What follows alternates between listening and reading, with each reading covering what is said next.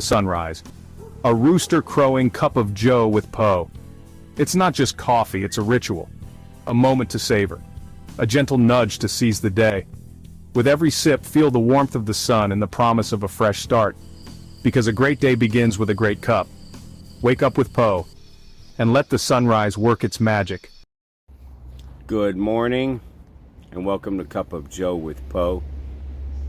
Now, this morning, I want to discuss life in general. How do you see it? So, a lot of us soul search, or later on in life start pondering questions. Like, go to the end of your bed and ask yourself, before you go to bed at night, are there things that I could do in my life to make it better? Wants, needs. Are there things I can get out of my life right now that would make it better, beneficial? And what are those things? More than likely you won't like them when you really look deep inside. But whatever they are, more than likely they're life-changing. And some of us don't like change.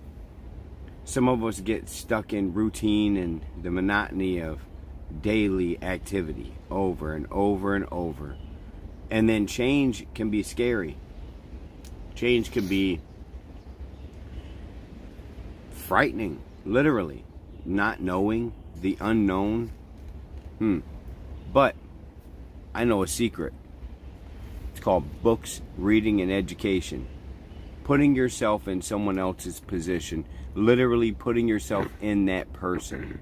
If you can go and read a book and put yourself in that person's mind frame, their way of seeing the world and thinking, and the things that really mess you up are when someone is so outside of what you think and they're correct and they make sense, and it's like, wow, I didn't even see that, I didn't even know that.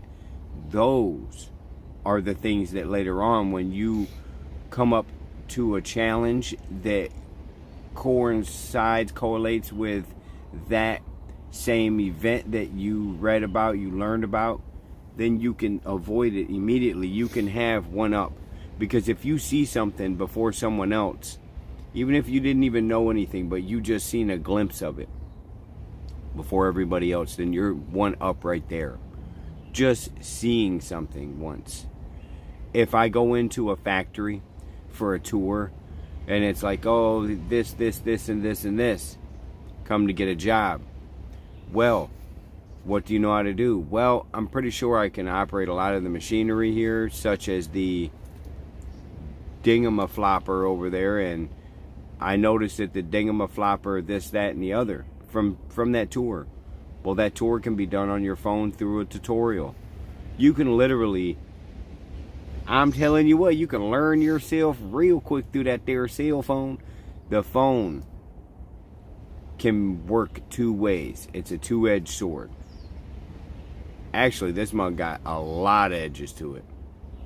Because not only do you have knowledge at a fingertip, but for some of us to absorb that knowledge, how we were taught in school versus picking the phone up and learning it, or hands-on.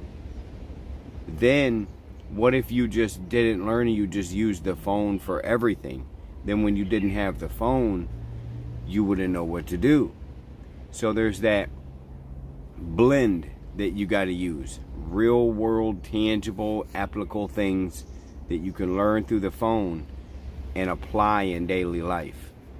That way, when things arise, you're one up. Absorb as much as you can. The shorts and the reels and the TikTok and all that stuff. What information are you taking in?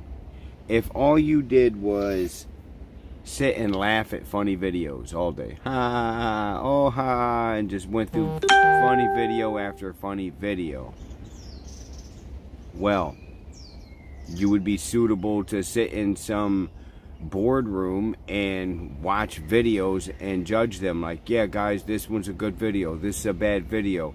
Other than that, what did you learn? Or maybe, oh, I seen in a video, if you pull that trash can lid off the wrong way with it packed with this material, it's going to explode in my face. Something, are you getting something from it? The substance. I'm to the point now where I don't get a lot of casual talk anymore because I'm not into that anymore. I want substance. I meet older people and I really do enjoy to sit there and talk with 70, 80-year-olds that are really coherent, because wow, they'll let you go on and on and on, and then when you're done and it's their turn, man, do they let you know the truth. How many of you live in the truth? Not by the truth and all that, live in it. Like, are you able to say anything that comes to your mind, or do you have to tiptoe around subjects and sugarcoat things? How blunt are you? And then when you are you just malice and doing it vindictively and sarcastically in order to hurt someone else?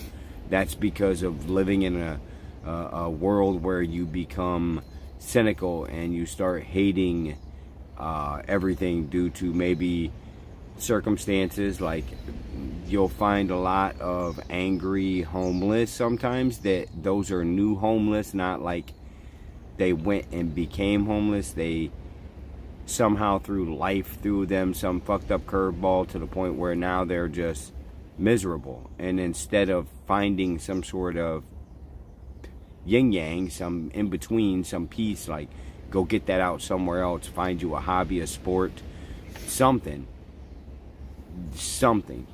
And then once that can be applied, you can let that pressure loose, then you're able to find some sort of silver lining, and you'll feel better physically, emotionally, mentally. And remember, it's all about mind, body, and soul. And I speak from a spiritual aspect, not a godly or anything like that, a worldly. We are one with all. I mean, this is one giant kumbaya symbiotic relationship. So how do we treat one another? That's a big factor here too. It's a lot to take in. I hope that you can at least take the time to scroll back through and watch some of the other videos. I'm going to start tagging these properly for the subject that is at hand. So the time span of life is so short. Every little segment adds up to that point of beginning to end. So within those segments that were created, what did you learn that you can teach someone else, so when they come to that problem, they've already learned? But parents or caretakers, things of that nature, they all at least teach us one thing, right? That you'll hold.